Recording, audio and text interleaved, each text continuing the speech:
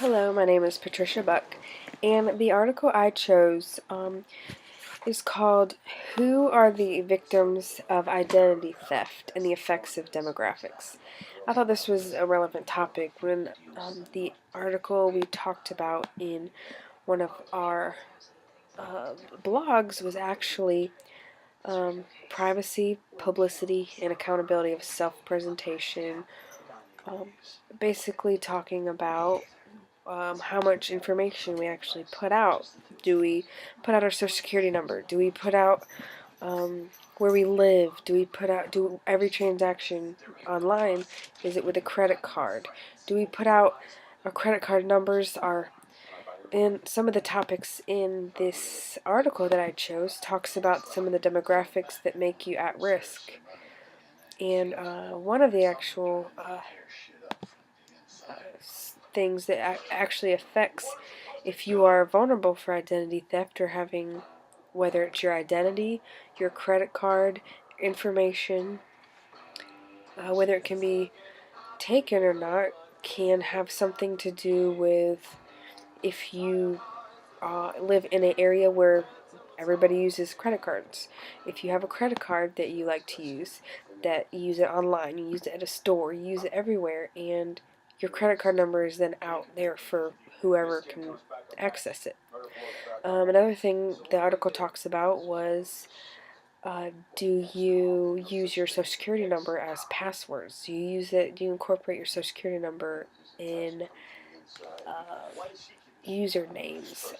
People who take identities actually are very smart with finding numbers or figuring out where they can access. That's why a lot of hackers can say you need a credit card to access this information, when in reality they don't need your credit card, they just want your credit card number. And sometimes consumers or companies will say your information is safe, but sometimes it's really not. So sometimes it's not very safe to buy stuff online. I related this to our topics because a lot of people nowadays, it's so easy to buy things online. Maybe they can't find it in a store. Online bill pay. We have online banking. We have all sorts of online, resources where all we have to do is type in our credit card number and it's out there online.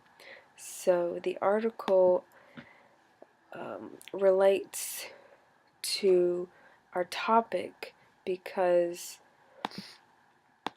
a lot of our articles for this past week in our blog talked about keeping things private.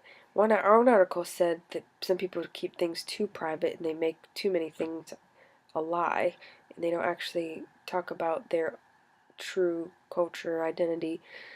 But this on the other extreme, where people might put way too much information on Facebook, or they might say they just purchase something on Facebook and somebody can actually access that somehow through a store, or you could put, you're going to the store to buy something and somebody could actually follow you, take your credit card, or somehow sneak your credit card number, and you'd never know. The I I agree with identity theft because my parents were actually victims.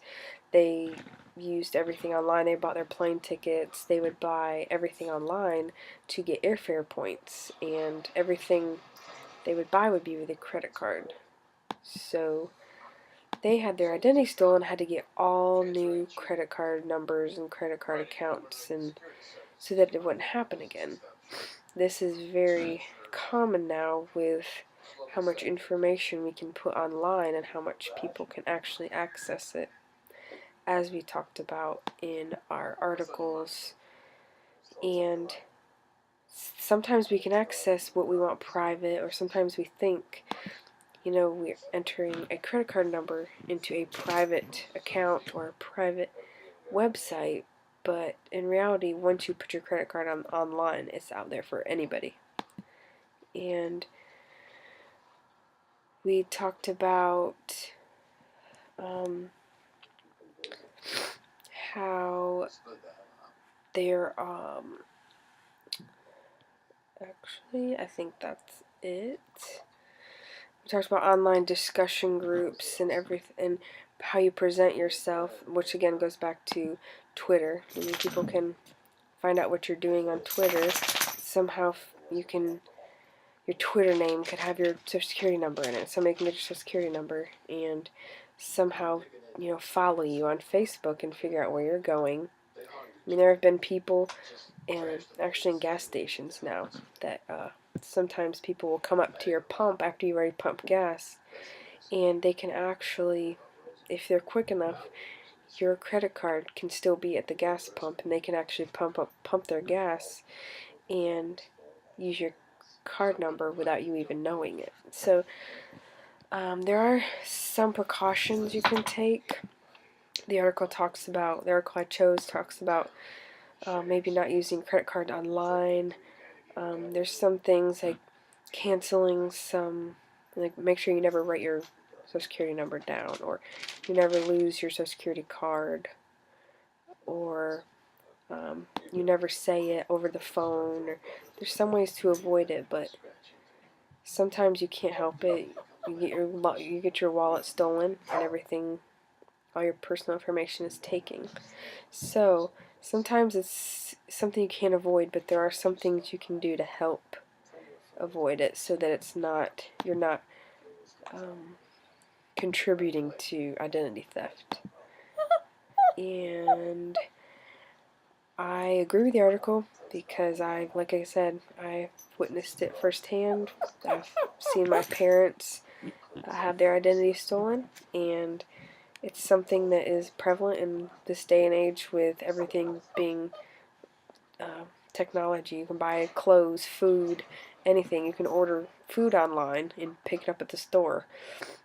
So, and you can get your credit report online. So anything you enter all your information into is now free game for anybody online. But that is the author of the article that I chose is Keith B. Anderson. And again, the article is Who Are the Victims of Identity Theft and the Effects of the Demographic. That's it. Thank you.